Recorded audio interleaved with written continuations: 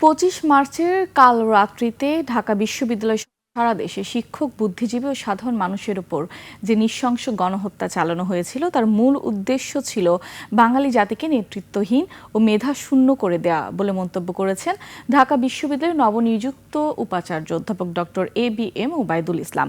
১৯৭১ সালের ২৫শে মার্চের কাল রাত্রিতে শহীদদের স্মরণে ঢাকা বিশ্ববিদ্যালয়ের স্মৃতি চিরন্তর চত্বরে হয় মোমবাতি প্রজ্বলন, প্রামাণ্যচিত্র প্রদর্শনী ও আলোচনা সভার।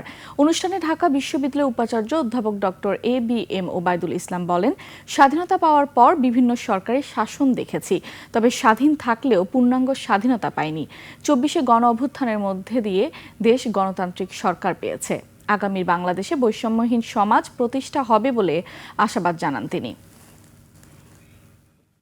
বাংলাদেশকে মেধাশূন্য করার জন্য তারা নির্বিচারে হত্যা করে, গণহত্যা শুরু করে।